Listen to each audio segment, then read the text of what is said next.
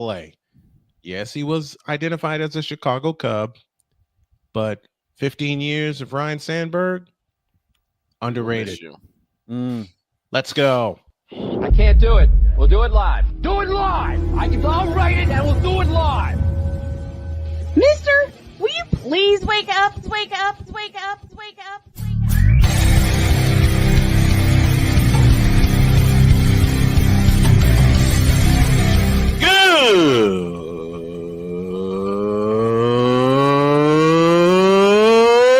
Good morning. Snowman here to all you Brock Purdy and San Francisco 49er haters. Shut up. I got to thank you, Shane. I mean, whatever happened to the games where breaking 100 points was, I don't know, unusual?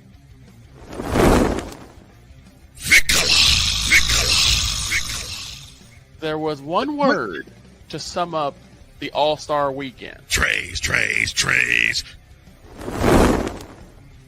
Cause we take this job so serious. Splash Brothers, yes. Ray Allen, replace him with Steve Kerr. Reggie Miller, yeah.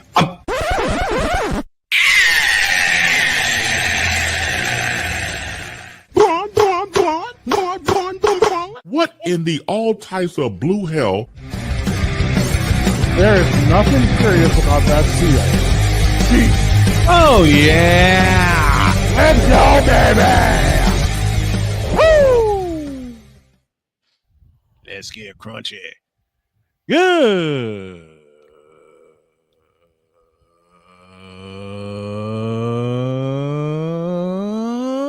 morning. And welcome to the wait. Hold up. Time out. I'll tell you what in a minute. I'll tell you what in a minute. What? Let me try this again.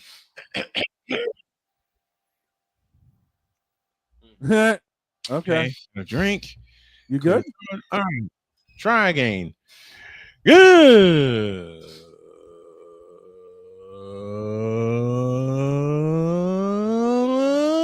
morning. Welcome to the Crunchy Taco Tuesday edition of Snowman in the Morning. Glad to have y'all with us. If you're live on Twitch, go to twitch.tv/Snowman Multimedia, as well as Genevieve_Yoso. You can check out those two channels out. All hail the cute queen, who will be joining us in a little bit. This first hour presented, of course, by Invader Coffee, fuel for the fearless. I'm going to get for that intro. Man, we all going to get bonked for that. Not only is it a crunchy taco, it's a crunchy alfresco taco Tuesday because we got a lot to talk about. She's going to swing a chair at everybody. Man, she's going to swing a couch at everybody. Oh, she's trying. Couch, she's trying. Couch. Now don't get mad at me when she starts doing that. Couch. Duck and cover. I'm not ducking and I'm not covering. I'm going to catch the damn thing. Okay. Let's get down. The couch is going to DDT your ass. Let's get down to some serious business. All right. We begin in Major League Baseball, and yesterday we lost an icon. Yes, we did. Anybody who watched baseball in the 80s knows the name Ryan Sandberg. That's right. He had beaten cancer once, and I'm about to cry because cancer is what took both my parents. Unfortunately, he lost his battle to cancer. He was 65. Yikes. And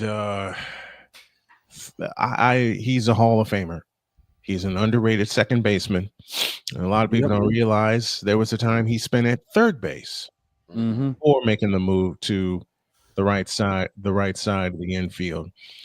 I don't care about that. Look, his numbers are legendary. His career is legendary, but I want to point to one game and one game only that really put him on the map for me. Mm-hmm. He was as steady as Cal Ripken Jr. when it comes to being there every day at second base. He began his career, of course, in Philadelphia. He was Philadelphia's manager for a while. He managed the Iowa Cubs, so he'll always have ties to the Phillies and the Cubs forever. This may be short. This may be a short tribute than what I had planned because I really feel tied to him as many times as I've watched him. Now, y'all know I pick on Cubs and Cub fans all the time, but it's the Hatfields and McCoys. It's like, yeah, we feud and all that, but when a loss happens, you show respect to both sides. Absolutely. I do want to give a little bit of good news since we are talking about cancer situations. Another individual had been diagnosed, but looks to be cancer free, and that is Deion Sanders. Deion Sanders had been diagnosed on the 28th of aggressive bladder cancer. Oh, and man. He had either his bladder or the tumor, and he had the tumor removed, and he is now considered cancer free. So I mean, we do have a lot of bad, but we also got a lot of good, and we have to balance both of those. We do. Mm-hmm. And since I'm here to help with the balance, being in the cancer community myself, there's a game I'm going to point to that put Ryan Sandberg on the map for me. The day was June 23rd, 1984. Scene of the crime, Wrigley Field, Chicago, Illinois. The opponent? How about the St. Louis Cardinals? And the next 70 seconds will describe why Sandberg is legendary. Why Sandberg is legendary. One game can make a player legendary or can ruin his career. This made Ryan Sandberg legendary. This is courtesy of Major League Baseball, the Cubs, the Cardinals, and NBC. Bob Costas, take it away. Hit the double or triple. Into left center field and deep. This is a tie ball game.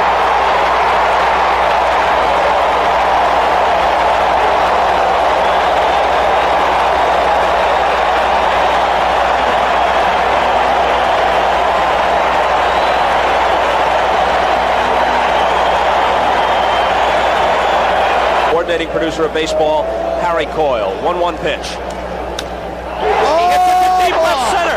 Look out! Do you believe it? It's gone!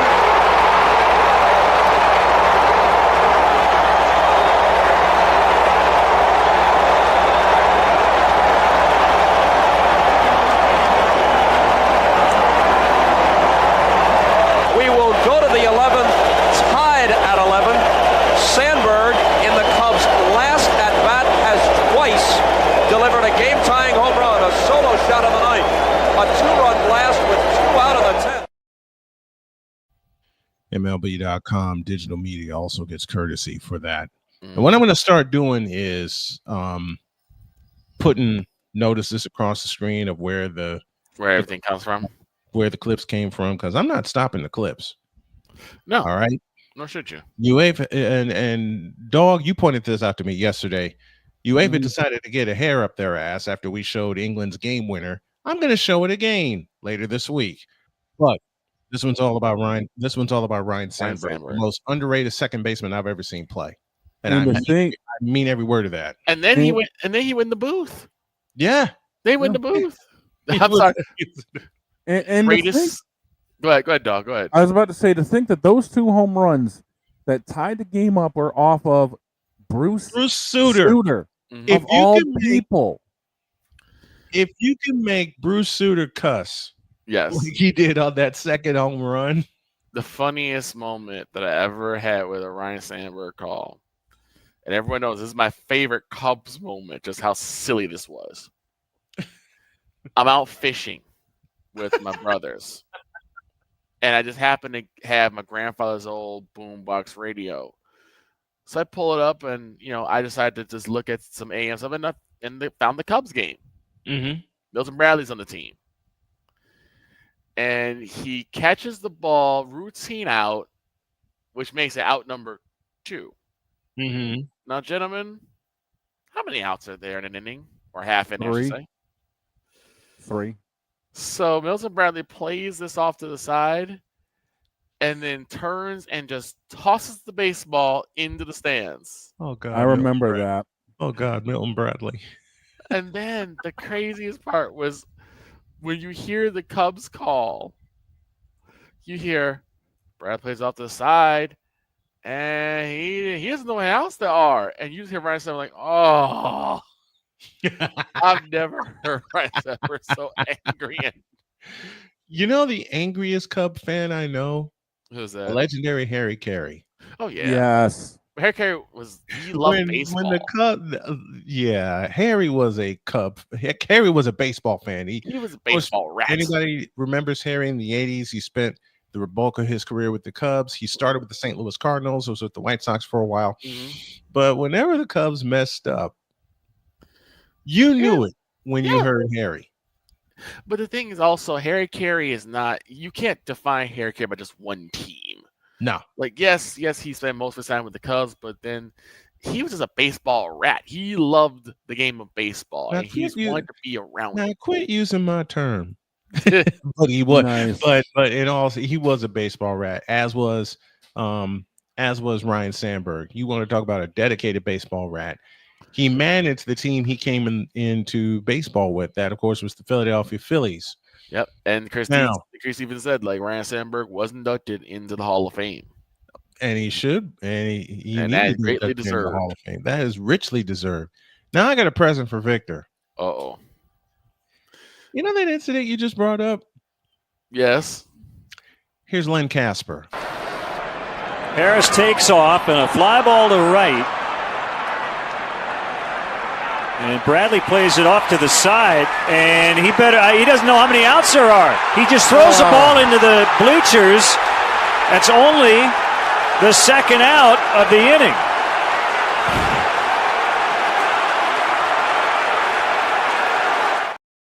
Len Casper on the call for WGN. I would love to have had Pat Hughes' call. Oh my goodness! That was beautiful. We pay homage to Ryan Sandberg today. I never thought I'd ever see something like that. I thought I'd never see it either. I thought, the bad part is 2 years after that, Jermaine Dye did the same thing. Right, I was going to say, like, then 2 years later, Jermaine did the exact same thing. But the best part is they never the Sox didn't allow a run. Right, it's not the and they eventually won. They eventually won that game, even though Jermaine Dye had that gaffe. Again, Ryan Sandberg passed away from cancer at the age of 65. Hall of Famer, Gold Glover, Silver Slug Award winner, and in 1984 was the National League Most Valuable Player. Yes, indeed. Mm-hmm. So, and here's the crazy part about Sandberg. He got his first career hit and his last career hit at Wrigley Field. That's beautiful. He got his first career hit in the majors while he was a member of the Philadelphia Phillies. That occurred at Wrigley Field. And then he got his last hit in his 15th and final season at Wrigley Field. How can you not call that a storybook ending? That is a storybook ending. It's just like Gary Carter in 92 getting his last hit in Montreal. Yes. Getting his and against the Cubs and Mike Morgan. That game finished 1-0. The doggone Expos. Mm-hmm. The doggone Expos. Don't get me started on the Expos. Later on today, we'll open the garage and have a tribute to one Bubba Wallace, who picked up a big win in Indianapolis, Indiana. That will close the hour. When we come back, we're going to have a little frivolity. And we're going to have a lot of fun. You remember yesterday when we played one question for every team? Yep. We're going to do it again. I'm going to do it again. Oh, boy. And even Jody made a contribution. Did she? 3 of them, in fact. Let's get to it. Back after this. This is Snowman in the Morning. Join Ryan McCarthy. I became a Jets fan because Kermit the Frog was my favorite Muppet because he was green, and the Jets wore green. That's how I become a Jets fan. And Dustin Henry. ESPN is cashing all in on let's pay a few personalities and we'll just kind of fill in the gaps. As they walk you through all of the world of sports from their perspective. The Albany Empire, it's a literal circus. No credentials required. Where, Ryan, say the tag. Where you don't need a press pass to talk sports. Every Monday at 8 p.m. Eastern, 7 p.m. Central. On YouTube and where you can find all podcasts. Hey, Eagles fan. Join my man Cool McCain and a host of others as they break down every single game, every single week in an objective manner, and also from a fan's perspective as well. Remember, this cast feels just like you. Nobody likes you. And you don't care. Fly, Eagles, fly. Eagles Elite Podcast. Every Wednesday at 8:30 p.m. Eastern on YouTube and other podcast outlets.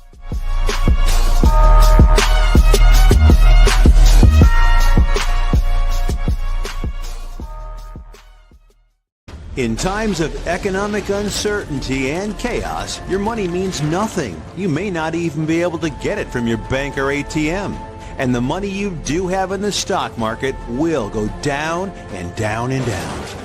It's happened during every economic cycle, and it will happen again. What you can bank on is gold and silver. Gold and silver have been a reliable and trusted form of currency for thousands of years. Gold and silver have never been worth zero, and typically gold holds its value and sometimes grows during economic turmoil. Call the Gold Hotline now and learn how to protect your money and your assets with gold and silver.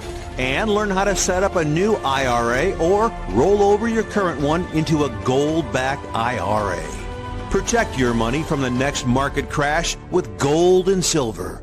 Call now for your free gold guide. 'Cause we take this job so serious. Splash Brothers, yes. Ray Allen, replace him with Steve Kerr. Reggie Miller, yeah.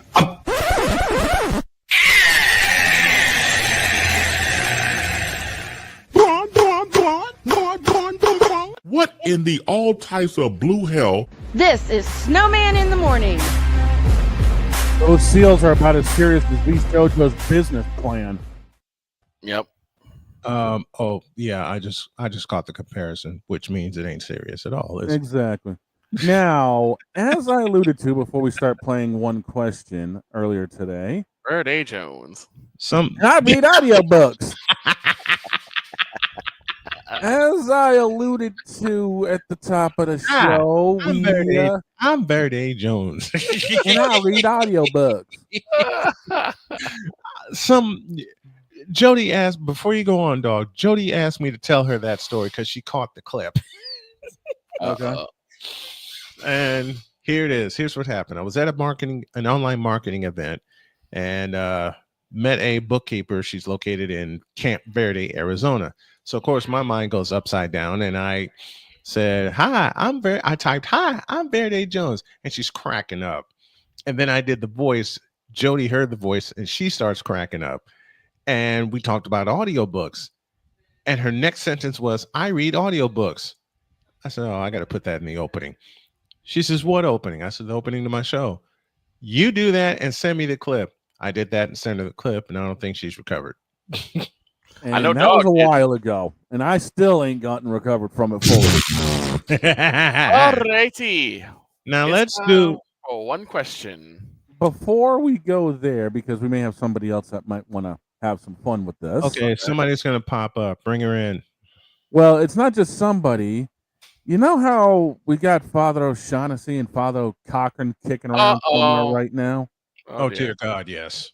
Well, I happened to be going past the church earlier in the day, and I happened to run into, ladies and gentlemen, welcome Priestess Priscilla.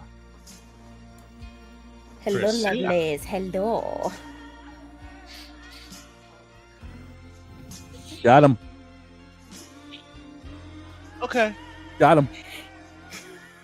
So we got Princess Princella here. Priestess. Priestess. Not Oh, princess. priest. Priestess. Please get it right. Who in the blue hell is this woman on the side here that's popped into my church? Popped into your church. We're sitting currently in hers. What did you mean? This is my church. I do not know what you are on about. I do not remember ever setting foot in your church that ever looked like this. Well, I don't remember setting foot in a church that looks like this that may crumble. Hey! Be nice Darling. to our guest, man. Darling, my church will never crumble. I can guarantee that. Unlike a certain agency. I must have been to the wrong building. You'll keep out of this. No one summoned you. I It am may also not come, hearing but I've always worms. been the case. Something about worms in the back of my head. So I'm just going to say this. Alistair, I did not sign up to hear about your non-existent sex life with a worm.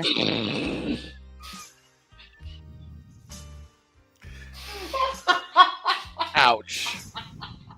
Ouch. Time. And here I had just take down Vishojo. You didn't take down V Shoujo. 69 other people did, which is why Dog got excited. Let's not beat the poor dog up. He's still mourning the loss of Brad Marchand. That's not all he's mourning. He's mourning the loss of Brad Marchand and all of the bones that are in his closet. Are you the father of Cochrane? I would be he. Hello, darling. How are you doing? And what is that circle on top of your head? Is it going to drop soon? Oh, it is a halo. That's Do you not a know halo. Do you not know what the halo is? It's a I thought the halo. ha- I thought the halo was something. I thought the halo was something Don put over his head. No. That's a baseball cap. No, it looks like a halo. And he's, as you said, he's mourning the loss of Brad Marchand, not to mention Tukaras.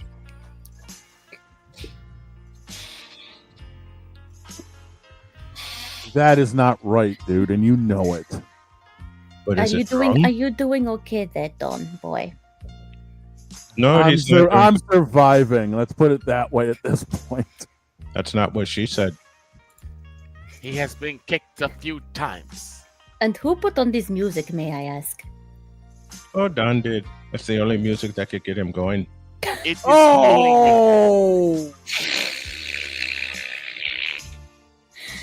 Wait, so is it Don who actually has the non-existent sex life? It's him and Alistair. But who cares and who's counting? I won't touch that with a 10-foot pole. You already touched it and your pole got smaller. Hey! No, I didn't touch that. That would be Vishojo that did that. Well, that would be true. Bishojo touches everything and everything else gets smaller. Even with including stuff him. that belong to them, which is why they're under arrest. Nobody's got time for your arrest this morning. I could do with a vest. Separate them. Don't do that. God, today. Don't do that. No separating. We don't need Don any more angrier than he is right now. Especially with the 38-day-old mayo he still uses. Good God! No! No! That was unclear. There, got both of you. All right, let's. If this let's wasn't on the cool it. radio right now, I'm telling you right now. And don't you talk about the doggone mustard. All right. No mustard allowed.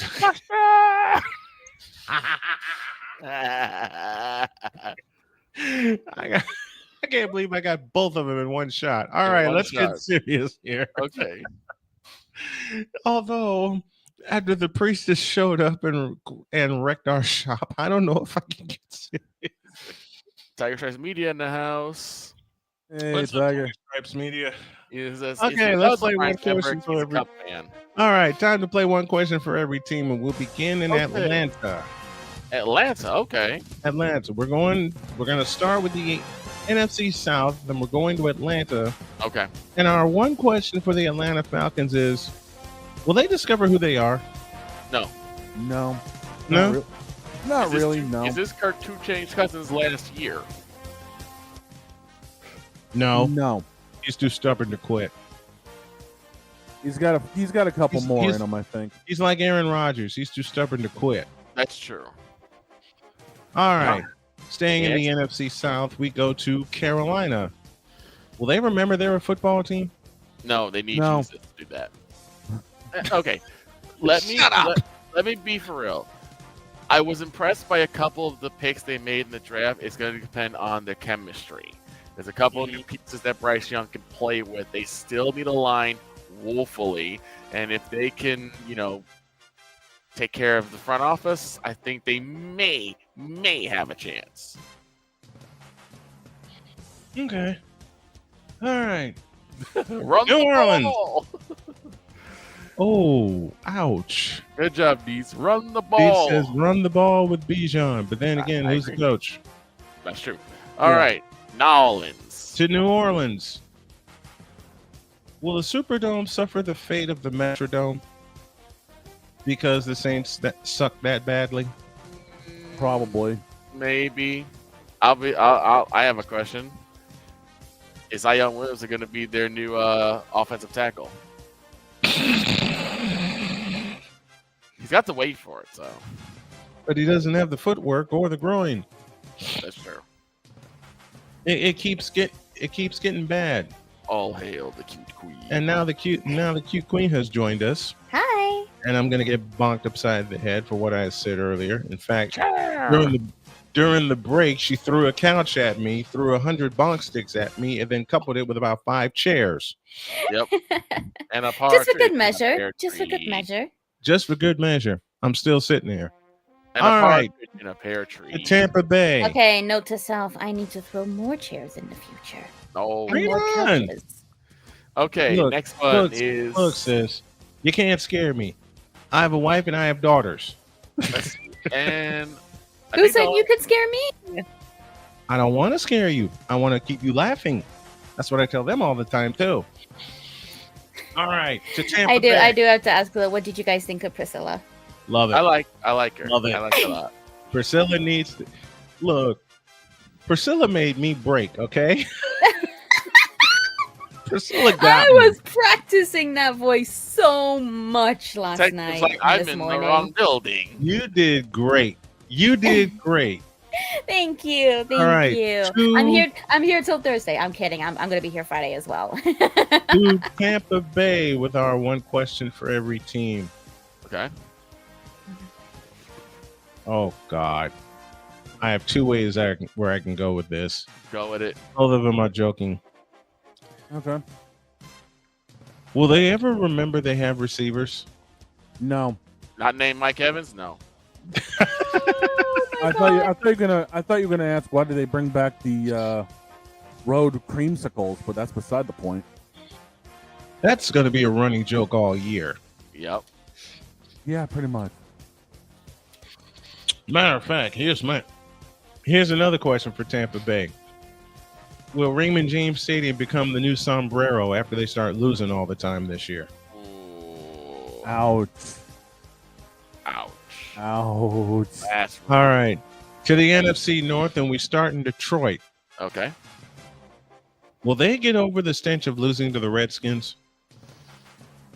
They'll bounce back, but they're going to have to be very smart about what they do defensively. Like I said, Agreed. Hutchin's injury really hurt them in the second half of the season.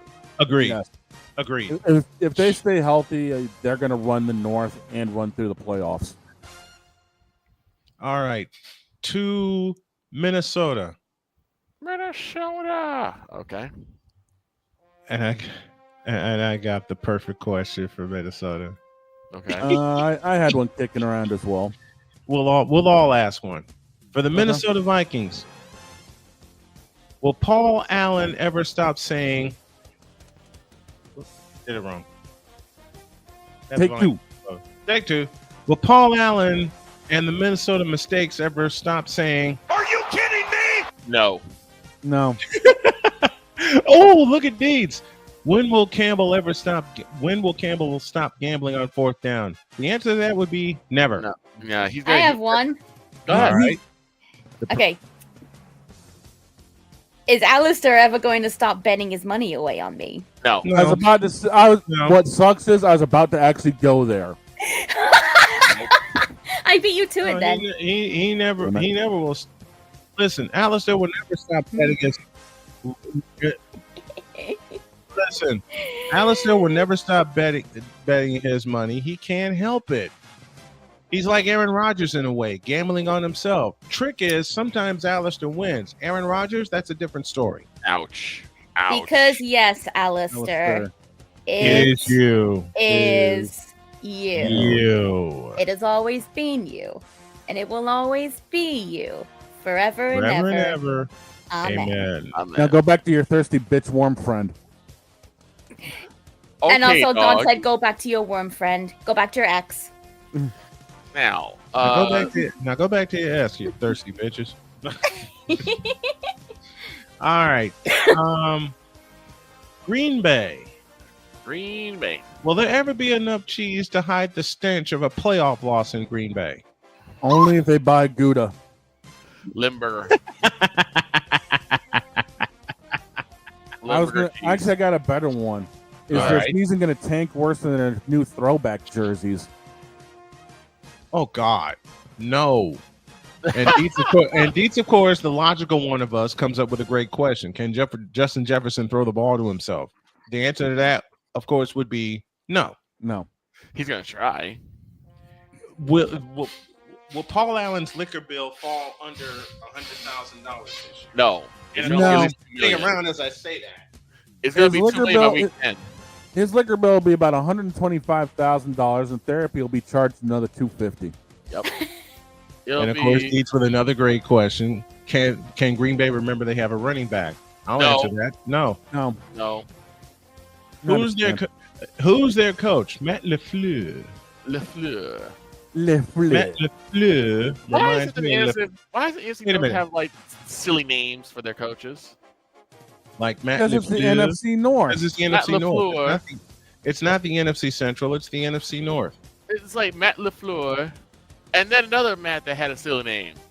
Matt Eberflus. Matt Uberfools. Uberfools. That too. Because All he right. was an Uber. Because he was an Uber fool. Especially on Which Thanksgiving. leaves Chicago. Will they? Which ever- leaves. I've already. Will got they Chicago. ever get over the stench of DJ Moore? Son of a bitch! I was about to go there again. No, because they backed up the Brinks truck and they're doubling down. How is it both of us are beating you to it, Don? Come on. Where's your brain at today? Wait. What's dangerous Where's is I his had brain? it lined up and bang, I got beat to it again. Dad. Yeah, dead. Will the ever living return to become the owner for Question the Chicago Bears? Question for the Bears also. Will they realize that they've trusted Caleb Williams as their starting quarterback? Oh, they know that now. I have a question. Does the ever living take over as the new owner for the Chicago Bears? Dead. Dead. I'm out. I'm done there. Good. Done. See you. Dad. The NFC East. Oh boy. I'll save the Cowboys for last. Okay. Philadelphia. Does Philadelphia. the Super Can they Bowl do run it for them? again? Yeah. I see them getting into playoffs easy. I see Philadelphia getting as far at least as the NFC Championship. NFC Championship. They might. It's NFC Championship or bust for Philadelphia, and I think they'll be there. Yeah. Look at what Dees put down for Chicago. Can they keep a quarterback standing upright? No. No. That front line is about No. as big a sieve as V. Shojo's bank account. There are Walmart. Oh! There are Walmart mannequins and B Shoujo execs as their offensive line. So no. Wow. Rip. The shots continue. I love it. Of course they're going to continue. Okay, we're in As the long NFC as they're East. being called out by their former talents, the shots are always going to continue. And as long as we're here, they're always going to continue. Next. All right. To Washington. Walla Walla, Washington. can the Redskins pull the rug out from under the Eagles? Yes. If they stay healthy and go on a heater, yes. If they stay I healthy, believe so. I believe they can. and they keep building around Jaden Daniels, the answer is yes. And then the Giants. The Giants. Okay, I have a legit question for the Giants. Okay. Will Jackson Dart throw for 4,000 this year? No. No, not enough weapons. No. I would like it, but not enough weapons. Because you gotta wonder who is their who's their You know top tier what? receiver? You know what? Both of y'all, you beat me to it. Look at Beats for Washington. Avoid the sophomore slump. That is ever so true. Yeah. That is ever so true. Will Jaden Daniels have back-to-back 4,000-yard seasons? I'd like to see it. Yes. I can see it. I can see it. I'd like to see it too. But again, Jaden also has to stay healthy. Yes. Mm-hmm. Because he did have a couple of injuries. No major injuries for Jaden Daniels. Which, of course, leads us to Texas. Oh, Will Jarrell ever put the Jack Daniels down? No. It's Jarrell. True. Okay, Victor, you're going to take a swing at me for this, but this has been floating inside my head for a Let's while. see And it. here it is. Oh boy. Will they ever remember that this guy is the quarterback? We already know it's our quarterback. We don't have much of a choice at this point. The 4-year extension price tag is a constant reminder. Yeah. All You're right, just having Thea. a lot of fun here, aren't you? Oh, yeah. We always have fun here. To the A NFC valid West. question from Dietz. Can anyone get pressure other than Parsons? I don't know. I don't think Parsons is going to get pressure on him. Parsons is not motivated to play. Not after what Jarrell said. Look for the Giant. Look at the Giants when he put up. Can they block anyone? Nope. No. Nope. Not a chance. It's Sorry, a Giants. Wise. Nope. Ty Cassidy is with us. Ty, thanks for coming in. And for Dallas, can anyone get pressure other than Parsons? Nope. Can Parsons get pressures? No. No. I'd like to say yes, but given what's going on in Dallas right now, I don't think so. Besides, I just heard from the detective. It seems like Jarrell is trying to apply for the CEO of Bishojo. So. Oh, dear Dear God. Taking over a ship that's already done sunk and hit the bottom next to the Titanic. Yeah, that sounds about what Sounds like what Jarrell Jarrell would does, do. right? If Pretty much. Bishojo had a yacht, it would be sinking right next to Niji Sanji's. Yep. How? Hashtag sink the yacht. And the McLaren. That too. And the McLaren. To I'll the go NFC. fish the McLaren out yet afterwards and make sure it's written off as a total job. To the NFC West. And we will start in Los Angeles. Can they run the table in the West again? It's possible. Possible, Very but Leave that. there needs to be a few cards that go their way. Which leads me down. Which leads me up north to the Bay. Can the 49ers run the table in the West? They got to stay healthy. It's if- possible, Absolutely. but if they have to CMC stay healthy. Biggest key is if CMC, Kittle, and Exactly. Booster stay healthy, Exactly. they've got a shot. And the smartest thing that the 49ers have done is they've lightened the workload in camp on George Kittle and Christian McCaffrey. They don't want McCaffrey to repeat what happened last year with the hamstring, with the bilateral hamstring injuries. Yeah, they need to make sure that they have those guys healthy. To Seattle we go. Can Sam Darnold lead him out of purgatory? No. No. He said no before I finished the question. I was It's about Sam to Darnold. say, are they ever going to be more than a big old bowl of? The answer is no. Look at these the one for the Rams. Can McVay coach defense? There's an obvious answer. No. No.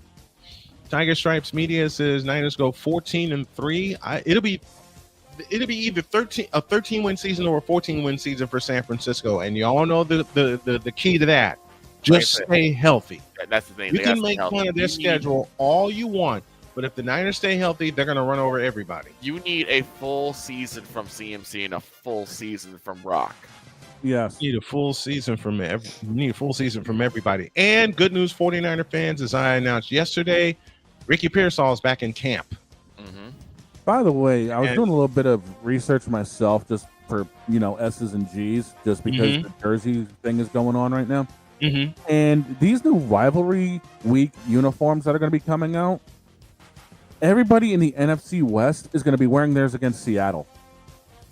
Oh, what does that tell you? And Seattle is going to be wearing theirs, I think, against one of the others. They might be doing against San Fran. I'm not sure, but I think they're going to everyone is debuting their rivalry jerseys against Seattle. What does that tell you? All right. Pretty much. One more what in the the hell West. does that tell you?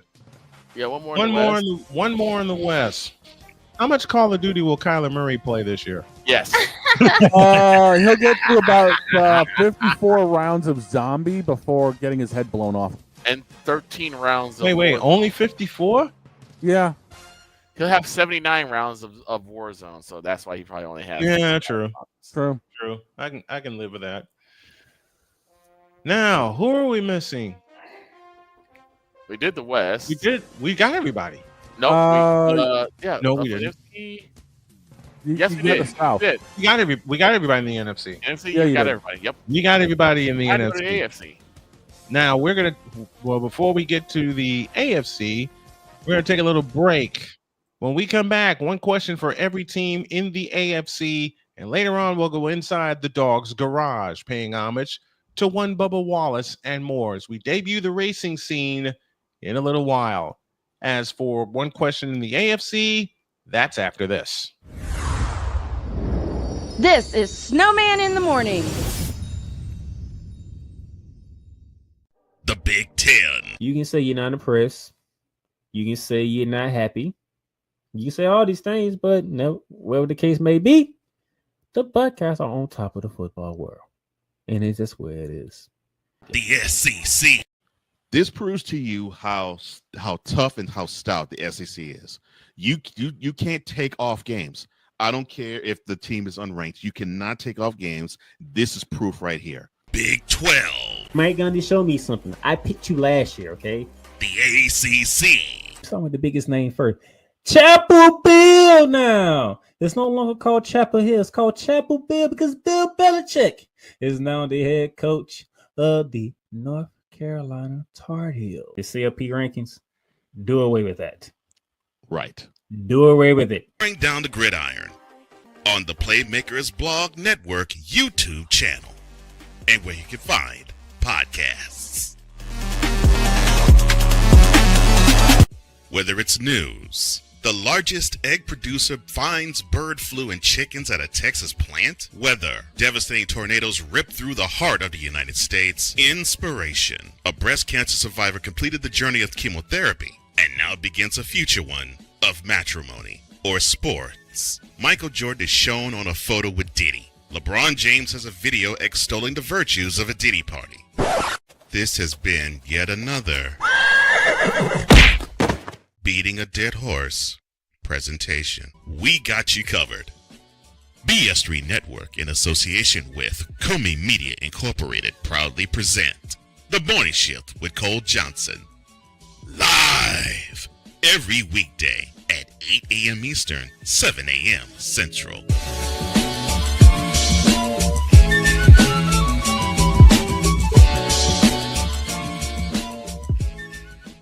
Hey everybody, Snowman here. Looking for the best way to experience live events? Well, SeatGeek has you covered. With just a few taps on your phone, you can find the best seats for concerts, sports, theater, and more. Don't miss out on unforgettable moments. Download the SeatGeek app today and get ready for an experience like no other.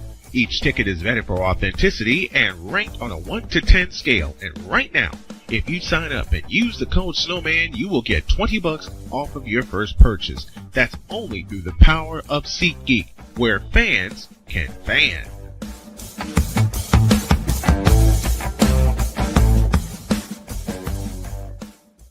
Cause we take this job so serious. Hi, I'm Verde Jones, and I read audiobooks. You were in the all types of blue hell? This is Snowman in the Morning. You were punk for that one. Now, whatever makes you say that? I wonder.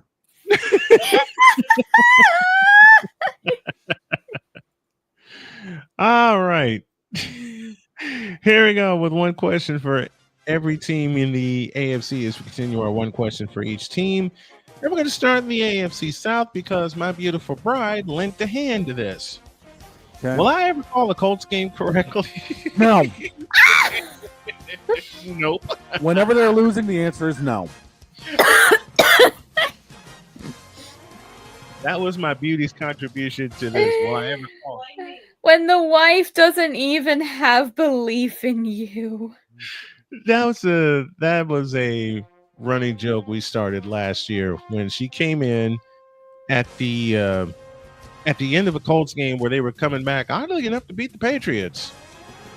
And so she said, "Are you calling the game right?" Dietz comes in. Will Anthony Richardson complete passes? No, because he won't be allowed to complete them. That'd be Daniel Jones. Yeah. That is I believe that is Daniel Jones's team. And if it ain't at the start of the season, it will be after I give it 2 games. If Richardson is the number 1 starter, I don't want him to be. I don't want him to be. To Jacksonville, will AEW rescue the Jaguars? Nope. Kenny Omega, the Young Bucks, and Tony Khan ain't got a chance to rescue them Jaguars, even with the BTE trigger. Meanwhile, Bonus Jack Perry is out there eating tacos with real glass. Bonus question. Will the Jaguars go 0-17? No, but they'll be at the bottom of the division. No, they're teams that I'm pretty sure they're going to win. Okay. To Tennessee, will the Titans go 0-19? No. I don't think Cam Ward is that bad. I see them. Yeah, and Ward's thrown right in the fire due to Will Levis's season-ending injury. Yeah. I see Tennessee winning at least 5 or 6. I don't see them winning the division, but I see 5 or 6. Bonus question for everybody. Who does the division go through? Does it go through Houston? Does it go through Indy? I think it goes through Indy. We will find out at the end of the season because it's going to come down to the last game. It'll come down to the last game. And if that game is anything like it was 2 years ago, I'm going to be yelling my head off. My kids are going to be laughing at me, and my wife is going to be in on the fun with it. Yep, and that's going to be one hell of a game day stream. Y'all remember that? Yep. That game we did 2 years ago with the Titans and the Colts. Texans and the Colts. Jacksonville's going to be at least 1-18. You know why? You know who teased me? Their first game's going to be against the Panthers. You know who teased me mercilessly at the end of the game? Huh. Mr. Johnson. Oh. Mr. Cole Johnson. Which, by the way, was good to see him back at the morning gig today. The morning shift has not been. Look, the morning shift in front of Snowman in the morning, there's your deadly 1-2 punch. And yes, I'm calling out people as I'm at where we're at it. Blah. Can't talk this morning. English.exe has to English on it. Can you speak it? Alphabet. English. Can you speak it? For the last 30 seconds, honestly, no, because my tongue got tied up. Well, that's what you get when we're talking about Jacksonville and Carolina. I was right. I'm like, Jacksonville's going to be at least 1-18 because their first game is against Carolina, so they'll get that. Yeah, true. Give you that. All right, last team in the AFC South, the Houston Texans. Will they be challenged this year? I think it will be. Yes. People are starting to figure Stroud out, and the front line is not what it used to be for him. 2 games will decide that division, and those will be the 2 matches between the Colts and the Texans. Now, 2 years ago, they split, and last year they split. A sweep of that series will decide the division. Just depends on who gets out and going first. To the AFC East. AFC East. And we're going to start in New England. Oh, boy. Is there enough mayo to cover Gillette Stadium? Yes. No, let me quit. Are they going to unveil That's a great Deeds. That's a great question for Houston. Will any receivers stay healthy? No. Because the last 2 years they've lost Tank Dell. Are they going to unveil a new snack called deep fried mustard?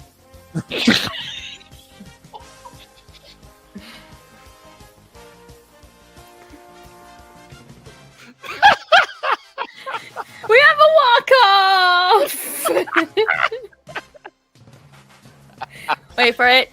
The newest. Wait for it. Wait for it.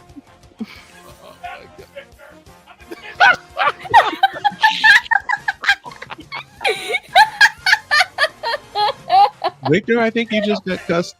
I think you just got cussed out, Victor. Dog, what did you say? I want to know what he said. I want to know what he said. I want to know. Don, what did you say? What did you say? I'm gonna get Victor's ass for that one. Damn it! Oh man! Now y'all know when we kick off the New England Sports Hub later this year, there's going to be a running joke from the dog of deep fried mustard. Now. Yep. You realize this. Deeds with the question: can New England win a game in America, or do they have to go overseas? Well, Yes. it depends on who sells the most deep fried mustard. True. Or the purpose of Robert Kraft using the deep fried mustard. We don't know. No, don't bring that up. Nobody needs to hear about Kraft's sex life. We already had to deal enough with the massage parlor. Ow. The one that was running the massage parlor. What are you talking about? Unnecessary. And besides, that's Cleveland, not New England. That's just the sun watching. We're gonna end with Cleveland because that's probably going to be the second half. That's of the show. that's up in the north, so we still got 3 more. I here. should probably get a mustard item asset in here or something. Oh my god. Okay, next one is staying with for the East. Dolphins. How about the Miami Dolphins? Dolphins. Okay. How greasy is their offensive line going to be? Very. I had a better question. How often is Tua going to get looked at for CTE? I hope none. I really hope none. But I know he's gonna get tagged a couple times. Oh, And easily. we already got Buffalo's question. Can they use a running back instead of their quarterback to run the ball? Well, we talked about it yesterday with James Cook. Yeah, they have James Cook. They have to Yeah, use but it. but the Just thing like- is, will they actually go through them? No, they're the gonna problem is, trust more Josh Allen. which is what I hate about that. You Is got Jo- to look at the running back. In retrospect, it is Josh Allen's team, but they're gonna have to really, basically what Buffalo needs to do. They have to do exactly what they did against Detroit, where they pound the rock. They have to use the run effectively. They have to. And then that leaves We still got the Jets. the Jets. Yeah. Will the owner's kids ever quit playing Madden trying to think they know their team better? I got a better question. What? Will the Jets tie the Patriots twice? No. All right, let's be serious. Will Justin Fields be the savior of the Jets? No. No. Come on, no, not a chance. I thought you were being serious. Good point. Will they remember they have Breece Hall? No. Damn. Because now they got Justin Fields. Justin's going to end up running the ball more than He's gonna become Justin Lamar Fields- Jackson. So Justin Fields is going to turn into Lamar Jackson. Yep. It's basically what they did in Pittsburgh. Will the New York Jets become?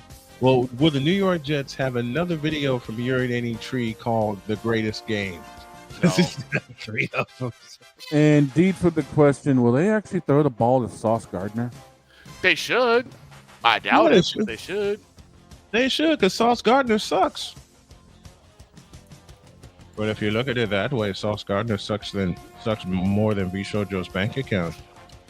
Oh my Father god. O'Cochran. I can't argue that, can we? No, we You can't. can't argue that. If that's the case, it sucks more than Father O'Shaughnessy's. Hey. You leave Don't you O'Shaughnessy out of this. complete We do not need to have a meeting of the Do fathers I yet. need to call my priestess? No. No. We don't need to have a Priest- meeting of the fathers right now. Save that for when we get some beer later. AFC the West. Hey. Well, the priestess can come in anytime, considering she's still celebrating England. I'm just so surprised she's awake. Well, she was celebrating, man. Moving forward. Yes, oh, no, Priscilla wasn't the one celebrating. I was. Moving right along to the AFC North. Will Pittsburgh Will the ever get that Ravens? I was Will going the to say, let's start with Baltimore. Okay. How quickly will the Ravens forget they have Derrick Henry? they already Game have. one. They already have. The hell are you talking about? Moving 10:55 on. 10:55 remaining on the clock in the first quarter of week 1. They will pass. Oh my gosh. 14:59 and 59 seconds remaining on the clock. They will forget about Derrick Henry.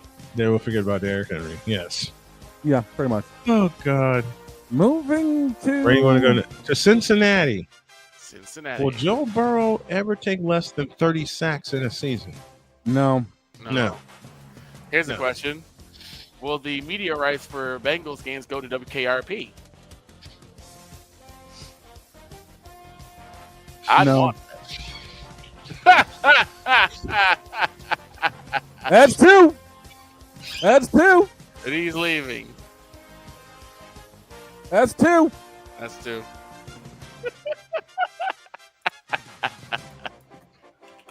Oh my goodness. Oh. He says Baltimore feels terrible to say, but remember when the Ravens had defense. Yeah, True. that's the problem. There's no To defense. borrow from that episode, thank you, Victor. Oh my God, they're turkeys. Yep. And that leaves the Pittsburgh Steelers. Will they ever get that $200 worth of quarters out of their own ass? Nope. No. Because Aaron Rodgers is playing. Okay, then here's a follow-up question. Will Mike Tomlin ever care? No. He doesn't care now. Whenever your coach decides to say something stupid like this, we do not care. I should tell you everything you need to know. Yep. All right. Serious All right. question. Mason Rudolph, does he start week 1? Yes. Yes. Okay, I can see it. In fact, knowing Tomlin's stupidity, he'll start all 17. More likely. And then What happens because I know that that Darren is going to cry if he doesn't get. Oh yeah. Bay's gonna cry too. and that Made a wish to Cleveland. leaves Cleveland. Is there a fire extinguisher big enough to put out that dumpster fire? Nope. No. Okay. Is there any answer we can give that isn't no, but also means no? Will Deshaun Because Watson it's actually see the Cleveland. field? Will Deshaun Watson actually see the field this year? Sean Watson's too busy being the vice president of Bishojo, so no. Oh!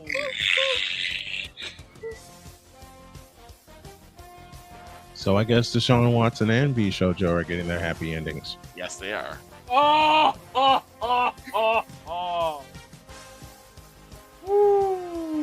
Ooh-wee. Damn. Deshaun Damn. Watson and B. Shojo in the same video. Good God Almighty, Bishop, can we work with that? Hell no. To the no, no, no. Hell to the no. Hell to the no. To the no, no, no. Okay. Real serious What a question. good song. A serious question for Cleveland. What game does the Shedeur Sanders start? Week 4. Week 18. I'm thinking week 3. No, I say week 1.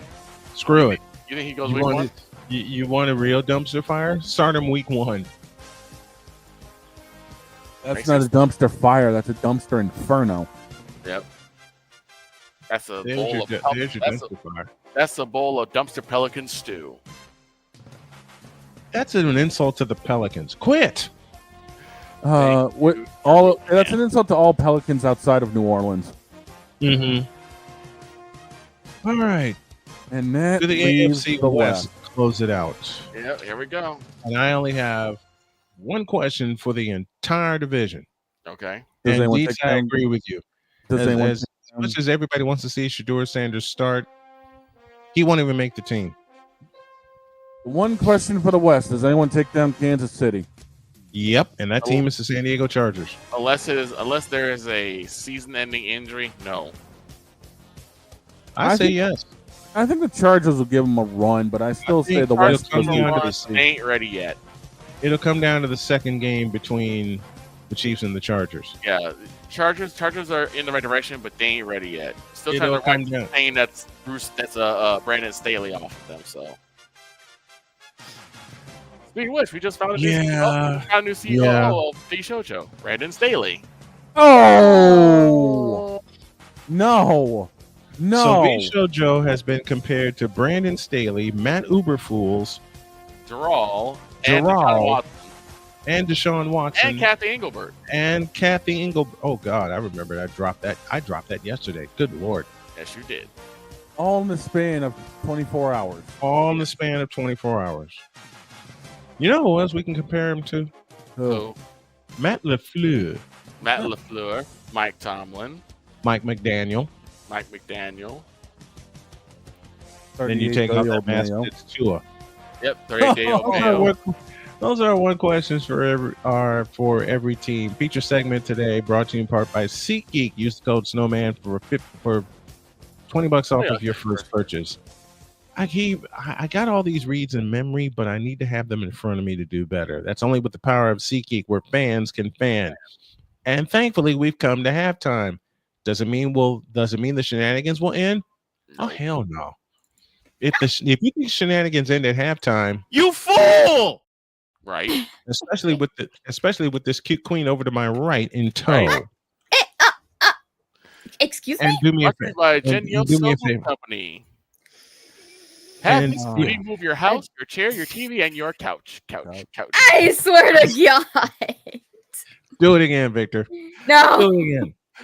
We'll be back. Brought to you by Genio Moving Company. Have this cutie move your house, move your TV, move your chairs, and move your couch. We're back in 6 minutes. I hate it here. No, you don't. You'll love it.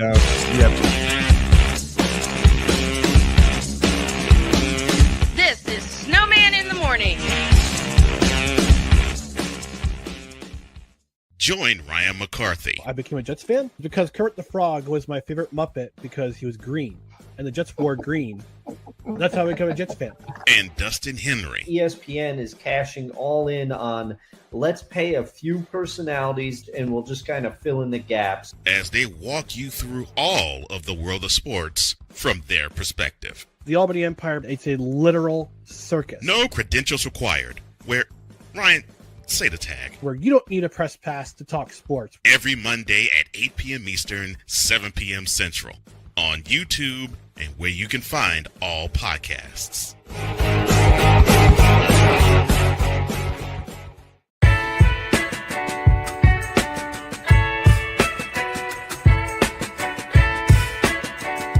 The thing is, until you can erase 3 Februaries, shut up.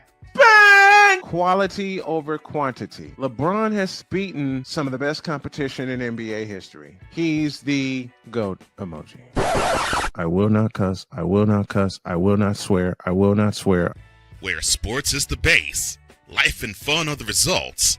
This is the Brian Snow Show. Your afternoons just got better with the Brian Snow Show. Weekdays, 4 p.m. Eastern. Come on aboard and enjoy the ride, folks.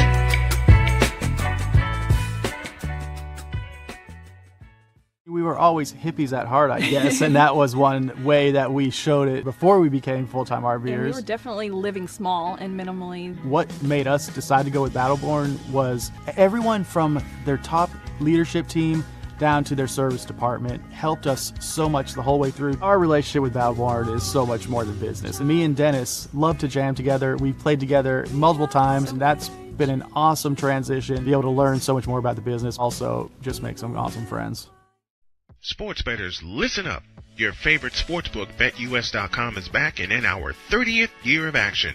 With live in-game betting, incredible odds with daily odds boosters, props, and parlays, fast payouts, and exceptional one-to-one customer service, we got it all.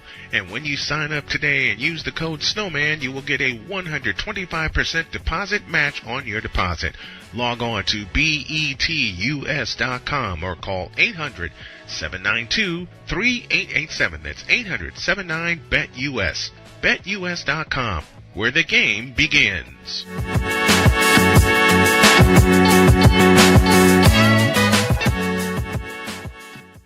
Join the transporter to Hades. Your butt and gut becomes one. Join the reformer of hooker whores. This is my daughter, Placenta Booty Johnson. Join the bronze claw. Whenever you are in distress, take off your baseball cap and throw it in the air. Join your very own superhero of broadcasting, Chris Bass. So whatever color crayon they get, they palm it and do 2 circles, and that translates to I can be the black people. As he takes you through the week's paces in Baseline.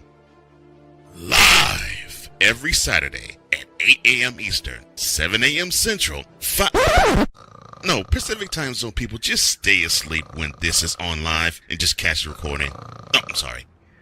Exclusively on the Chris Bass YouTube channel.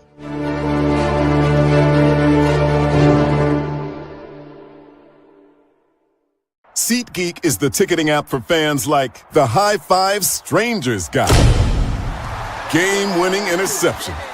First down. Just a nice, solid tackle. If you're in arm's length, you will be swapping skin with this extrovert. You see, he knows SeatGeek got him a great deal on tickets, so he can focus on what he does best, smacking palms. SeatGeek handles the tickets to sports, concerts, and more, so fans can fan.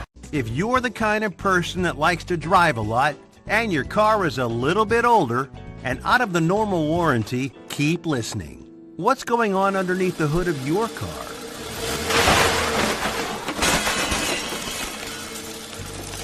If your car is out of warranty, you're at risk of expensive repair bills.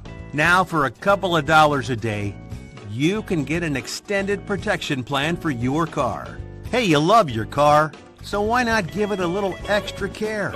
And make sure if something goes wrong, your bank account is safe. Literally, for a couple of dollars a day, you can give yourself peace of mind that you purchased a top-tier vehicle repair coverage plan. Call the Auto Protection Network right now and ask how you could save an additional $500 on your policy. Call 877-845-0463. Call now. Mister, how do you operate this Twitter thing or this Instagram thing or whatever the heck? You're supposed to know all this stuff. Anyway, welcome back to the show.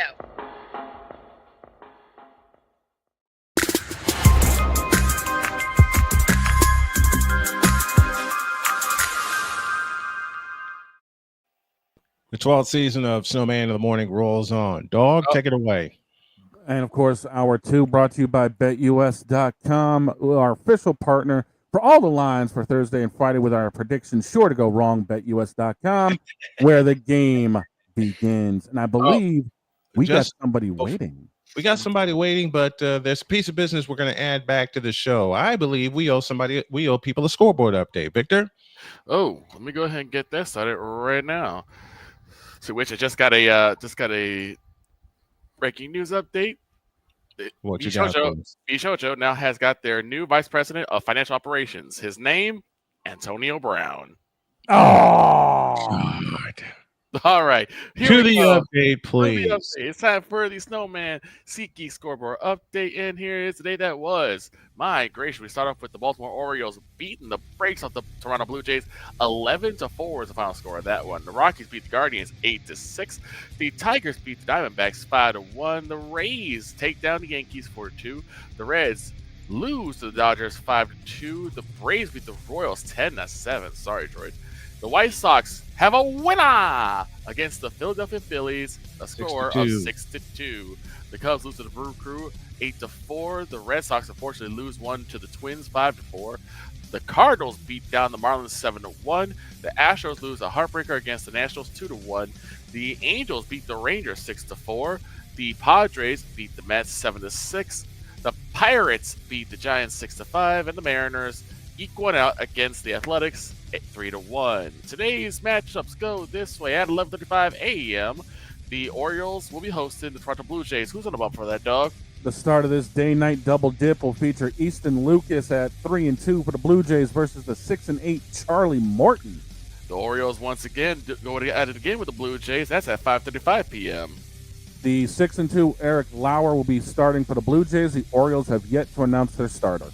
The Cleveland Guardians in the Battle of the Dumpster Fire. The Guardians take on the Colorado Rockies at 5:40 p.m. Who's on the bump? Well, this ought to be a fire extinguisher game. It's Tanner Gordon at 2-2 for the Rockies versus the 6-9 Logan Allen. The Motor City Detroit Tigers take on the Arizona Diamondbacks, and that is in Detroit, Michigan at 5:40 p.m. Who's on the hill? 10-6 Brandon Pfatt for the D-backs. 9-4 Casey Mize for going for Detroit. The New York Yankees take on the Tampa Bay Rays at 6:05 p.m. You got the 1-0 Joe Boyle going up against the 11-4 Max Fried. Cincinnati Reds take on them LA Dodgers at 6:10 p.m. Who's on the hill? Tyler Glasnow at 1-1 versus the 8-6 Nick Lodolo. At 6:40 p.m., the Beantown Red Sox go to the Twin Cities, take on the Minnesota Twins. Who's on the hill? The Sox will be throwing out one of their aces, Lucas Giolito, at 6-2. Minnesota has yet to announce their starter. The Kansas City Royals take on the Atlanta Braves at 6:40 p.m. Who's on the hill for these two teams? For Atlanta, it's a 3-10 Eric Freddy, and for Kansas City, it's a 7-5 Seth Lugo. White Sox look to try and make another win over the Phillies at 6:40 p.m. Who's on the hill for these two? 8-5 Jesus Luzardo versus the 4-7 Jonathan Cannon. And there's a special tip, and there's a special note to that. I will make my debut as the alternative White Sox play-by-play voice tonight. 7:30 is the pregame show. Milwaukee Brew Crew, the Brewers take on the Chicago Cubs. The Cubs are going to try and get a win for their man Ryan Sandberg in his honor. At 6:40 p.m., who's on the hill? 8-4 Colin Ray for the Cubbies versus the 9-2 Quinn Priester for the Brew Crew. At a quarter to 7, 6:45 p.m., the St. Louis Cardinals, them Red Boys, are going to take on Florida with the Fish, the Marlins. Who's on the hill? The 5-9 Sandy Alcantara for the Marlins versus the 10-4 Sonny Gray for St. Louis. 7:10 p.m. hosts the Astros and the Nationals, and that is in Houston. 3-8 Michael Soraka versus the 1-1 Jason Alexander. The Angels in the outfield will be hosting the Texas Rangers at 8:38 p.m. Who's on the hill? 6-7 Patrick Corbin versus the 4-7 Yusei Kikuchi. Rey Mysterio's favorite team, the San Diego Padres, will be hosting the New York Mets at 8:40 p.m. Who's on the hill? 1-1 Sean Manaea versus the 1-0 Ryan Bergert. The Giants, the San Francisco Giants, that is, we're going to taking the Pittsburgh Pirates, and that's in San Francisco in the Bay. Who's on the hill at 8:45? 7-5 Bailey Falter for the Pirates versus the, I can't believe I'm saying this, 1-8 Justin Verlander. And your 9:05 nightcap has the Oakland Athletics taking on the Seattle Mariners, still trying to hold on to that dream of making it to the playoffs and facing off against the Astros. Who's on the bump? 4-3 Logan Evans is being countered by the 4-11 Luis Severino. Those are your scores, those are your matchups, and that is your Snowman SeatGeek scoreboard update brought to you by SeatGeek. Use Go Snowman for $20 off your first purchase, whether it's a game, 50-yard line, whether it's no, don't watch LeBron James, or whether it's a concert. Sir, use SeatGeek to get your seats. Followed by SeatGeek, where fans can fan. Speaking of fans, we got the ultimate fan right now.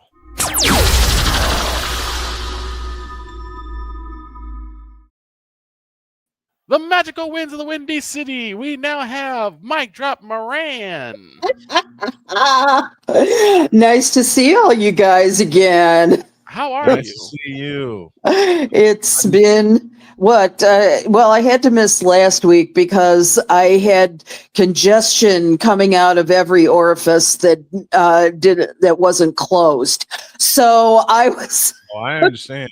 Yeah, it was. We use our voices for a living. So when congestion comes up, we have to shut it down until it leaves. Right. Exactly. So we got lots and lots of rest. My baby Lev was my nurse and chief caregiver, and they always know something's wrong when I don't eat, because there is not a time in the day that I don't like eating. And and so when I'm like, oh, I don't want dinner, no. It's something wrong. Same thing with Jody and I. When Jody is when I offer something to Jody and she didn't want to eat it, I know there's something wrong with her. I know there's something wrong with her stomach, and she doesn't feel well at all.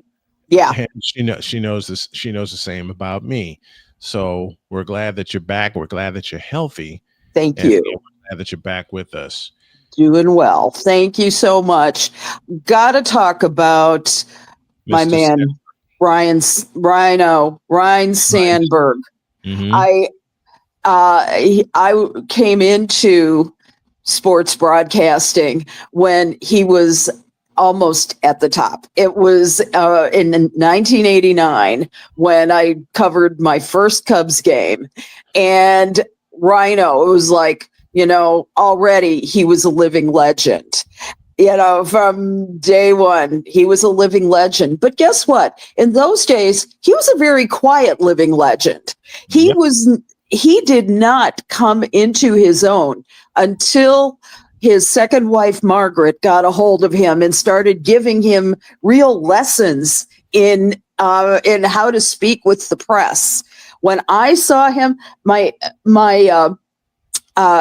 program director, the sports editor at UPI Radio, who I was doing some freelancing for, said, talking to Rhino is a lot like talking to wallpaper paste. Don't expect anything out of him. Just, vanilla quotes, vanilla, everything. That's a drop. Yep. And he was like that for about the first maybe 8-9 years of his career. And then once he got divorced, he had a new lease on life. All of a sudden, here's this personality. Here's this guy who is joking with the media, becoming just his own person. He couldn't get a smile off his face, and I love seeing that about anybody.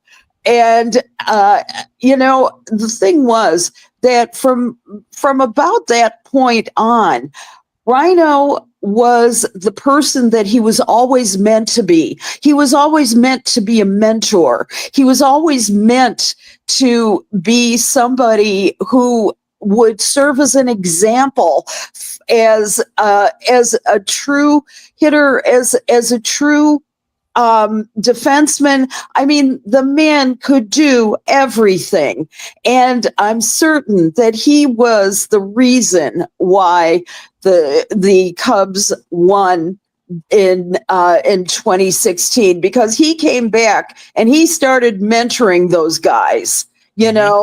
Him being in the the managing aspect of the game for the last few of his career, he was able to see guys when they were just starting out, and that was really important. So his legacy is in all the players that he's managed and advised and has given clinics for. That's really what he should be known for. Not just his fantastic numbers as a Cub, not just his ability to be that kind of a player that everybody could look up to. He was a guy who cared about the future of baseball.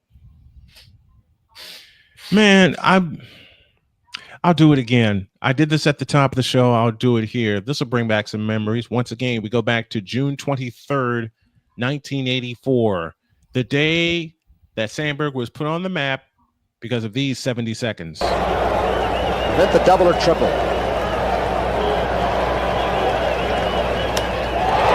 Into left center field and deep. This is a tie ball game.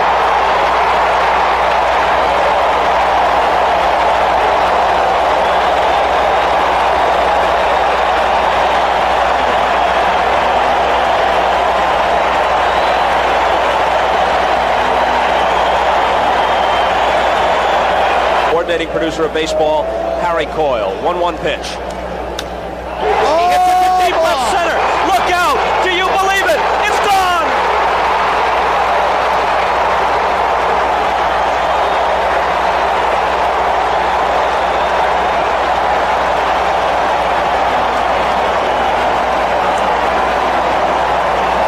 We will go to the 11th, tied at 11. Sandberg in the Cubs' last at-bat has twice delivered a game-tying home run, a solo shot of the night, a two-run blast with 2 out of the 10. What? I watched that game from start to finish. My dad and I did. The Cardinals were up 7-1 and then 9-3, and we were still glued to the television. We both kept saying something crazy is going to happen, and not once but twice off of a former Cub in Bruce Sutter. He just lifted one to left. I said it at the top of the show, and I'll say it again here. Anytime you can make Bruce Sutter angry, especially when he hit not one but 2 split-fingered fastballs into the seats. Yes. Over the ivy. The ivy. Brings tears to my eyes just remembering that game. And oh my God, I actually had a chance to ask Bob Costas about that. Years later, I was interviewing him for a couple of shows that I did. And it was, and boy, I mean, his perfect memory. It was, he knew exactly what I was talking about, and it will forever be remembered as the Sandberg game. Yep. And my God, that was the day that history was made for Rhino. And oh my God, the Cubs fan, the diehard Cubs fan in me went crazy. But I'm a South Side in my heart, and I went crazy. I just love baseball. Yeah. I will be always faithful to my White Sox, but I love baseball. Mm-hmm. Dad and granddad got me into baseball, and it didn't matter what the team. If there was a great game ball, we were going to watch it to its finish. That was a great ball game. It sure was, and there was no question that Ryne Sandberg was going to be a first ballot Hall of Famer. No doubt.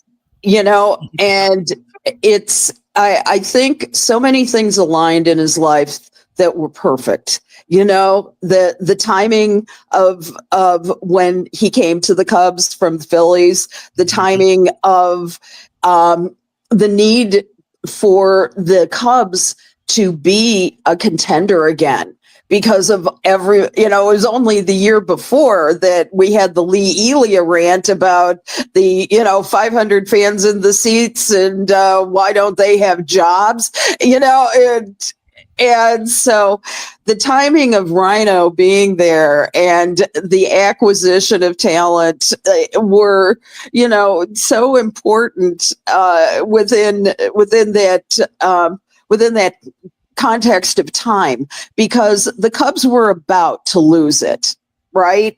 The Cubs were about to become, they were the laughingstocks of the National League, at that time. Rhino comes along. Rhino's the one-man show on that day, pretty much. And when you saw him hit on that second home run, you immediately saw Bruce Sutter react. Yep. I'm like, damn. Yeah, I think that's the funniest part of that. Bruce Sutter, cool customer. Yeah. Especially in late innings. That's why he's one of the greatest relievers ever. But for him to react the way he did, he's like, he got me again. How'd you do that, bitch? It's And let's not forget overall, Ryan. We got another drop. Thanks to let's not forget overall, Rhino went 5 for 6 with 7 RBIs in that game as the Cubs won it in 11, 12 to 11. 12 to 11. Lee Smith That's got the right. win. Yeah, it was just an epic game and an epic career. And I'm that you won't see the likes of someone like him. I think I can't think of another second baseman who compares to him. Do you? I can't either. It's Ryan Sandberg or nothing for me, especially since I got into watching baseball. He played the most beautiful second base I've ever watched. It's Ryan Sandberg or nothing. Yeah.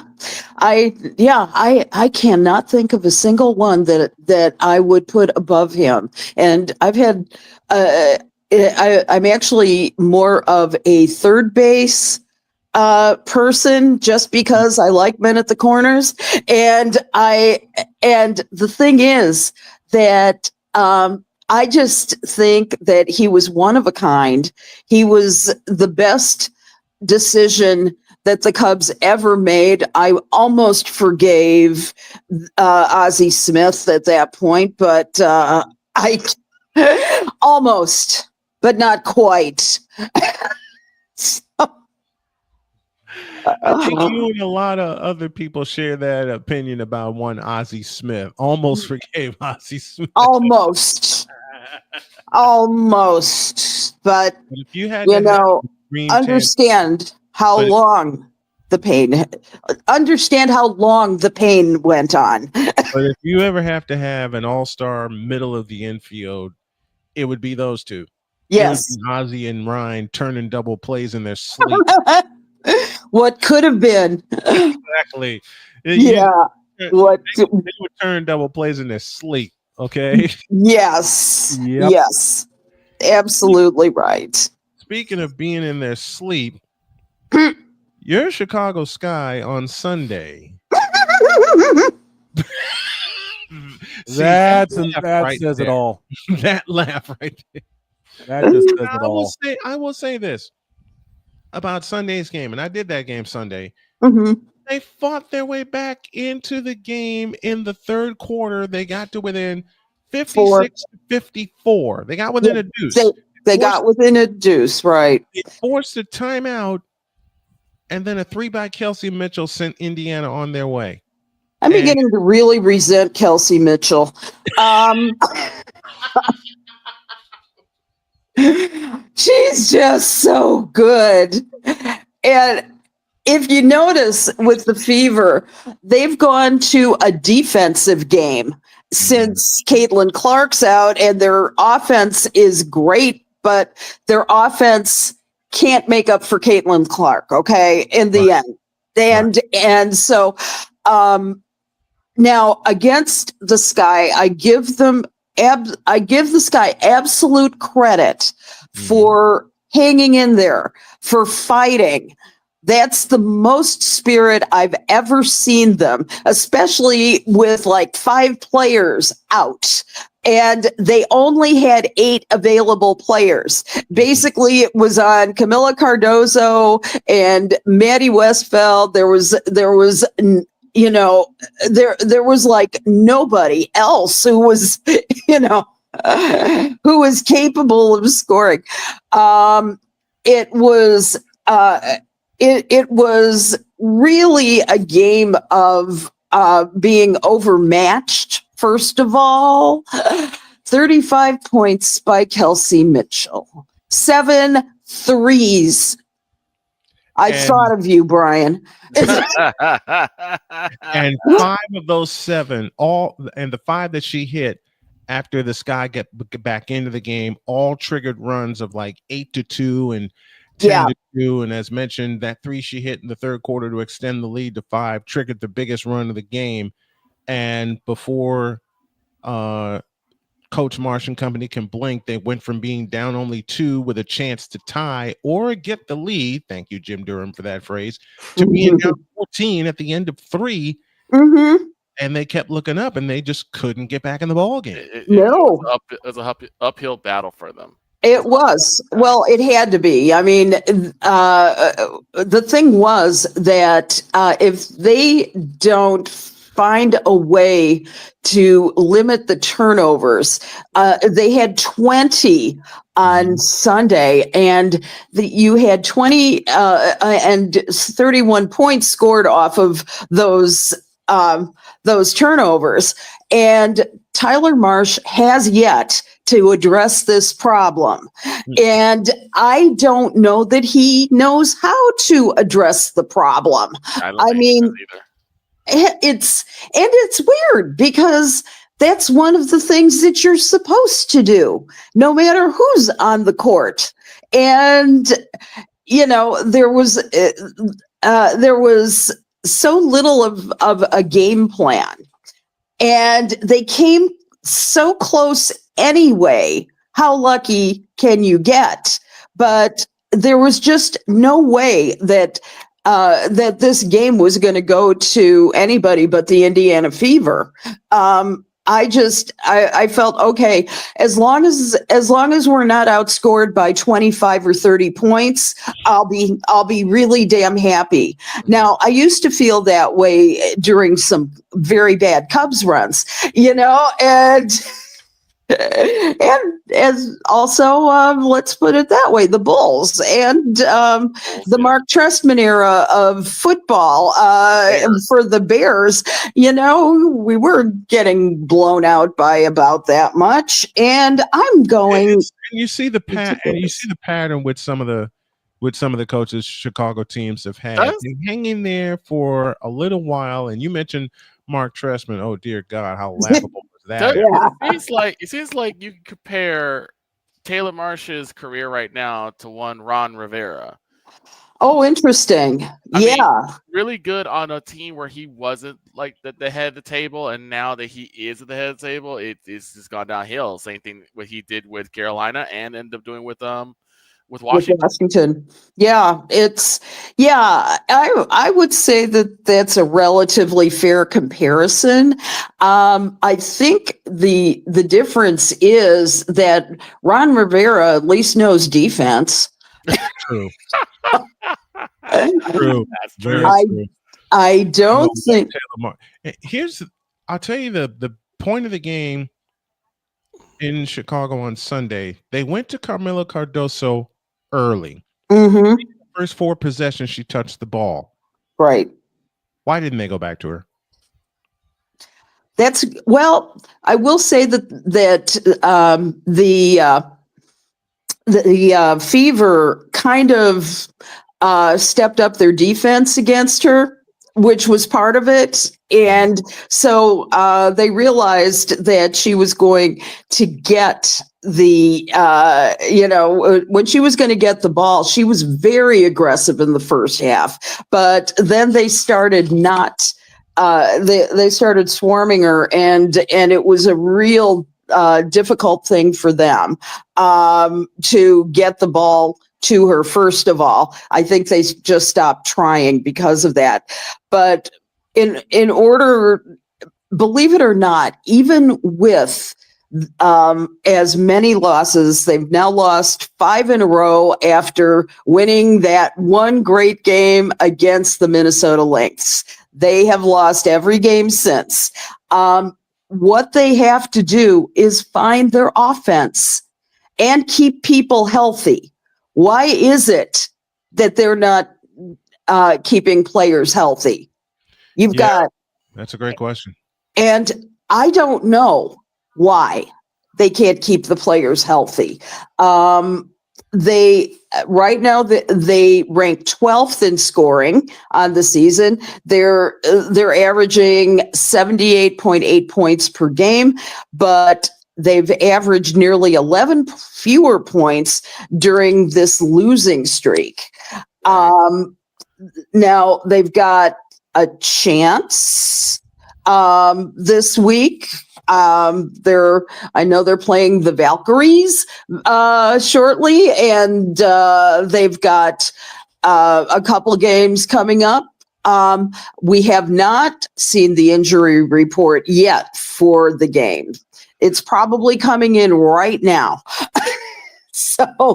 So hopefully, they just signed a free agent guard, Sevi Uzun, for the rest of the season, and they let Mariah Jefferson go. So they were in need of a point guard. Sevi is that person. She is a point guard. She played with the Dallas Wings in 2024. She appeared in over 40 games and made 13 starts. She averaged 4.4 points, 3 assists, and get this. This is a stat, 0.9 steals in her rookie season. I am not saying that this woman is the second coming of, say, Courtney Vandersloot. Right. It's a Turkish native. We like the fact of international play. That's good. We'll see. Yeah. I've been saying this a couple times, but I really, really, really want and I hope it happens next year. I really want to have the rematch between Sabrina and Steph for the 3-point contest. I keep watching that one, and I'm just so in awe by how smooth Sabrina's style of shooting is.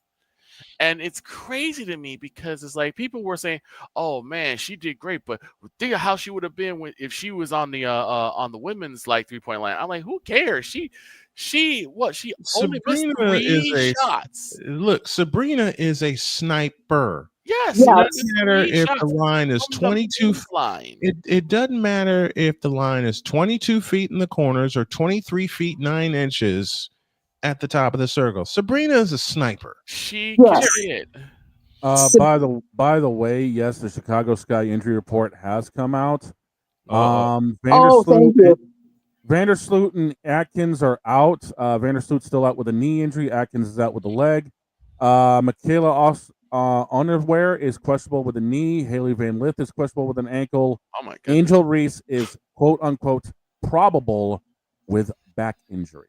Yeah, Angel missed the last 2 games with a back injury, and you can tell the difference she makes offensively for them, giving them another big to helping their scoring. They, even though they put up 78 points against Indiana, Allie, you know better than anybody, they missed her scoring. Yes, absolutely.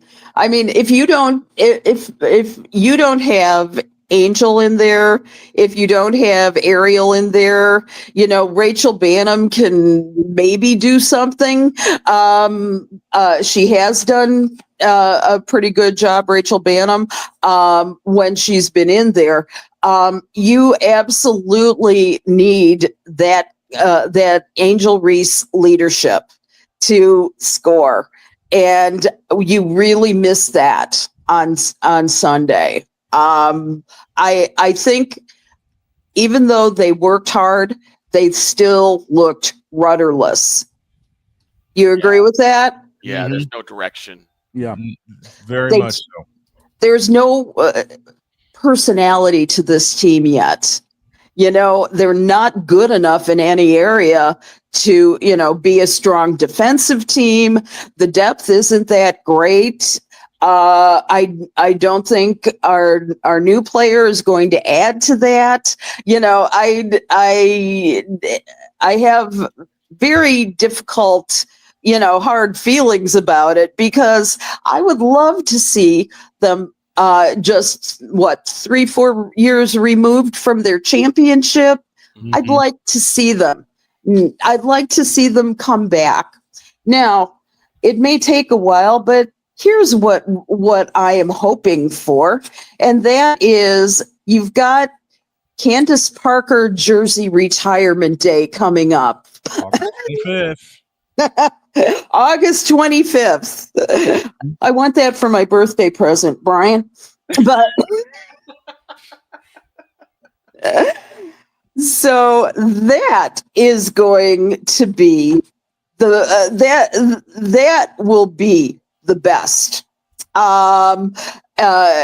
Because even though Candace played just 2 seasons, she brought everything that they needed for the championship. She provided the leadership. She and Courtney worked together as this amazing chemical reaction type team where she was able to inspire and lift games up in a way that Michael Jordan was able to do for the Bulls. Gosh, yes.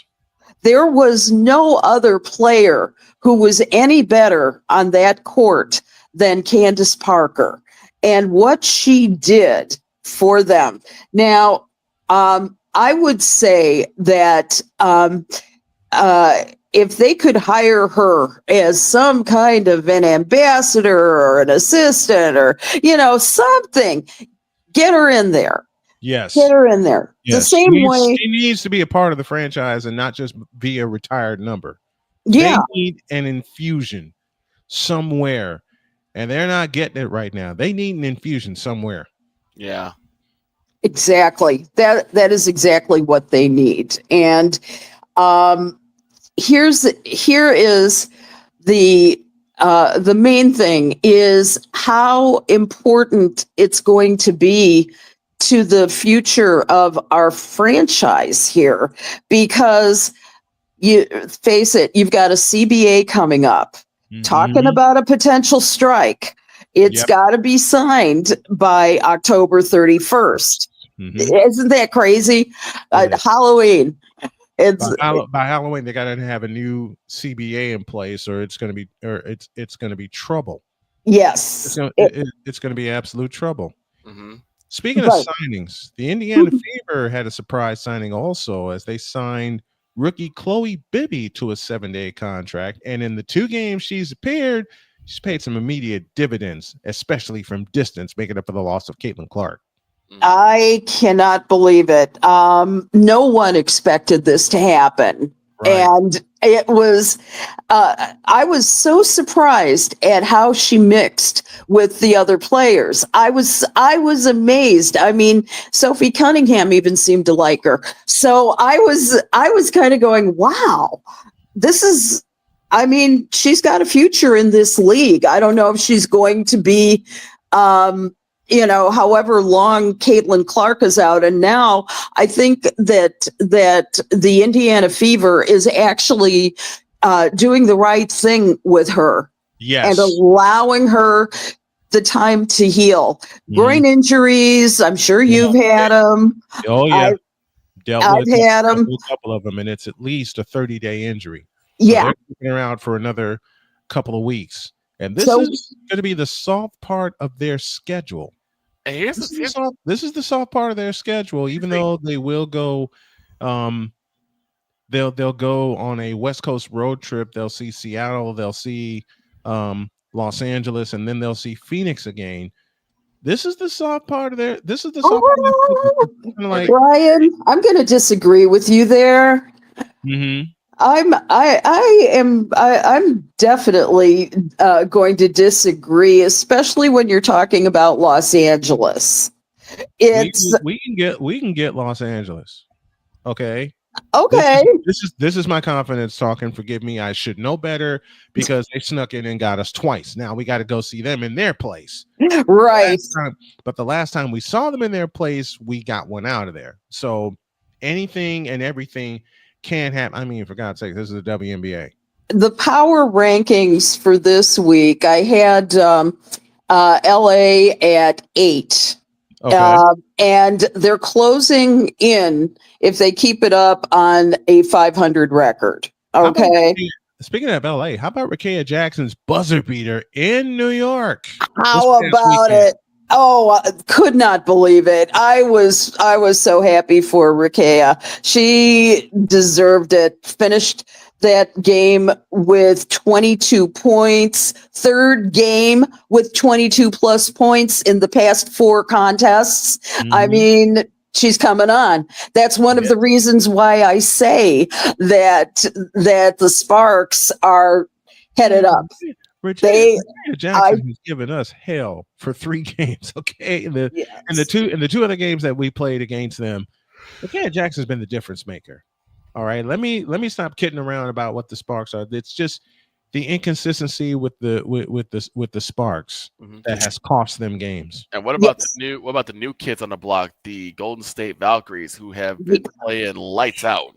They are nuts. It kind of reminds me, even though they're like 11 and 13 right now, but I'm telling you, it feels a lot like the Las Vegas Golden Knights when they first came into the league. It's got that feeling.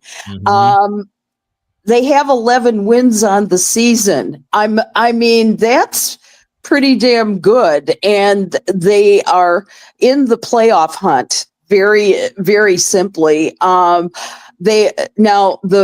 Their biggest issue is overcoming Kayla Thornton's injury, which is going to keep her out for the rest of the season. She had a knee injury and in practice, and that's going to be requiring some surgery. And she's one of their catalysts. Yeah. She is one of their big time catalysts. So I'm wondering if Mariah Jefferson's going to get a chance to get signed there. Speaking of the Liberty being beaten, Dallas got them last night. Sun shines on a dog's ass every now and again, okay?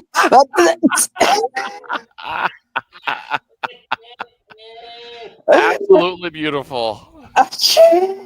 That's a drop. I'm quoting George Carlin there. Oh, I know. From the movie Jersey Girl. Yep, love that movie. You not talk about Jersey Girl and not talk about George Carlin. One of the greatest I cannot believe we just had that. Normally it's me with the George Carlin references. Allie comes in and just drops one on us. Right? That's my job, isn't it? Yes, it is. That's why we love having you here. It's the thing about the Wings is I will say that they have shown a lot of promise. They opened their post All-Star schedule with the 24-point win over the Storm in Seattle, which is what I believe you were referring to, but then they lost their next 2. They fell to Golden State and Vegas after that. So, which probably had to be a great relief for Becky Hammond, who was wondering if she could ever win a game again. Right. And even with Asia Wilson, don't know, but the Wings have lost the last 6 of their 7 games, but they've got 5 of their next 6 games at home. So we'll see. We'll see what the comfort level is. This is going to be a very, very important stretch for them to see if they can rise above my number 12 rating and see if they can leapfrog over my number 11 Sky rating, even though I don't think they really deserved it this week. But what happened in front of 19,601 on Sunday afternoon. Yep. Surprisingly, I was watching the ticket prices as they were going up and down, and at first you couldn't get a seat for under $400, right? Anywhere. And by the time the game was nearly on, the tickets were going for $14. I was like, damn, maybe I should try and get there. And I was kind of like, yeah, I'm real comfortable right here. I'll watch the game from home. And so that's what I ended up doing. But it helped that it was, if I'm remembering correctly, it was Barbie night, right? Mm-hmm. Yeah. Yeah. It was, I think that the biggest thrill, though, was the fact of all of the accessibility that is not possible with the Chicago Bulls. Right. And, coming out before the game and signing autographs. I mean, that was an experience for for all the little girls I saw in the stands, and the fact that they could see this on a very large scale for WNBA basketball. That was the best. Isn't that amazing though to see? Isn't that amazing though to see that? To see all the accessibility that the fans can have, the real fans of the WNBA can have. That made such a difference to my even we used to take Lev to the games when Lev was very little, and they were so excited before and after the games getting autographs from like they would set up a little booth at Allstate Arena back then, and I'd stand with her after I got done with my interviews, and I'd be like, "Okay, honey, you go. Don't mind me." Right. And so look who I got, and so I said, "That's the only way you're getting autographs, because I can't get them, honey. My credential's going to be revoked." So. Mm-hmm. I went to one of the first times I saw the Fever in the Sky play at Allstate Arena. I didn't realize who I was chatting it up with until someone told me. But I had like a good 20-minute conversation with, I don't know, Tamika Catchings. There is only and Allie had come in right after I finished that conversation. Why like this? And Allie comes up, and I'm setting up shop. Allie comes up to me and said, "Do you realize who you were talking to?" No. Like, that's Tamika Catchings. That what? Right. Yep. Somebody being a star, and Tamika is one of the greatest people in the world. She is. She just came out and talked.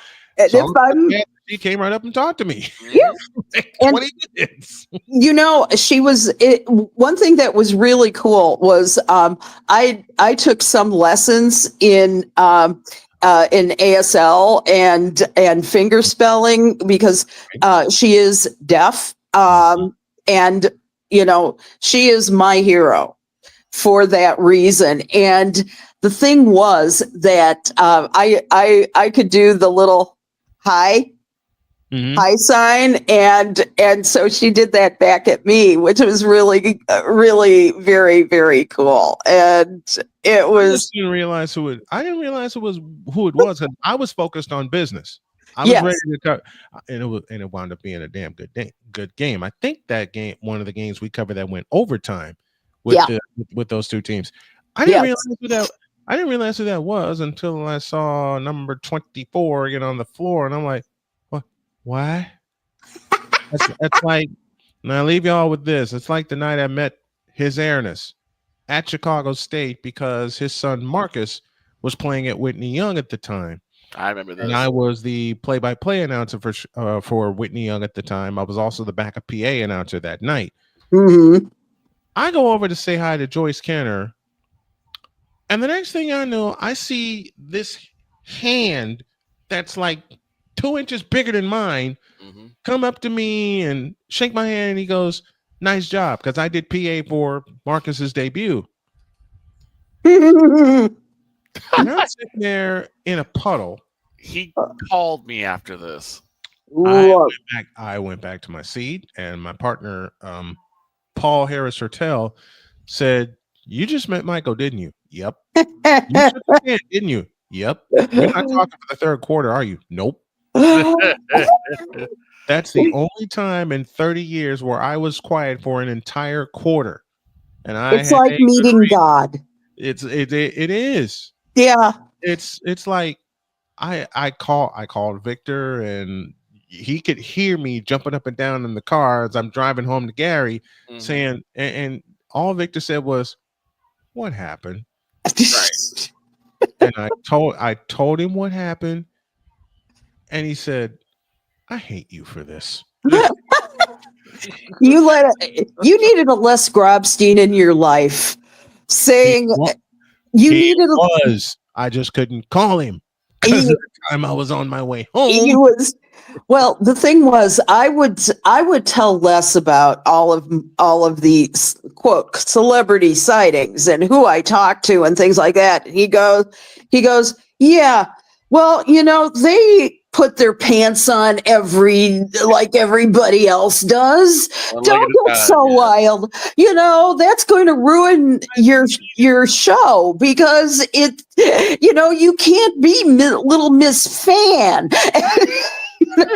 And he probably would, and Les probably would have said the same thing to me. I miss Robert. Oh, do I too? He was so dear to me when I met him. A whole bunch of us met him at once. He was just sitting there cracking jokes. Mm-hmm. That's what he did. He shook my hand. I did an interview with him, and then he still kept cracking jokes.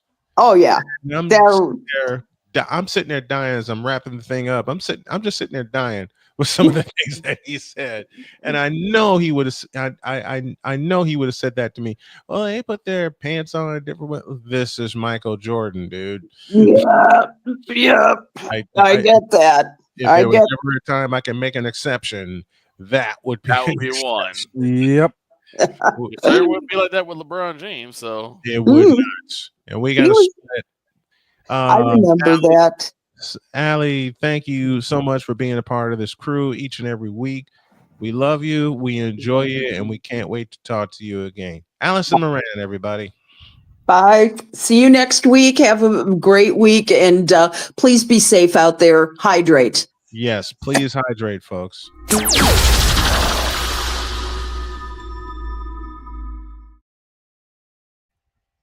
I shock a lot of people with the day I met MJ. Have a great day. God bless. Remember to make your next move your best move, and always remember, if your dreams don't scare you, they are simply not big enough. And don't let V Jojo's actions scare you, please.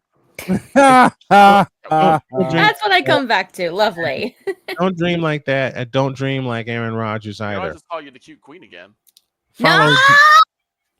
Follow her at twitch.tv/Genevieve_Yoso. So listen to him. Are you? Don't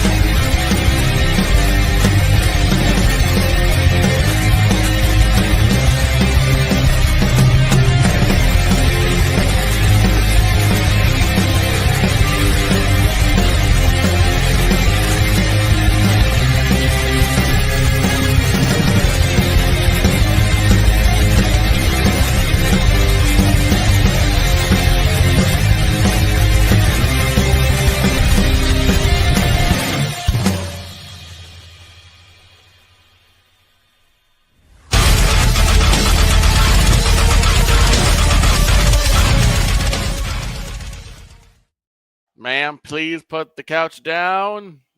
Follow the cute queen, and Victor, I'm paying your ass back for what you did to me earlier. We're out of here. See ya.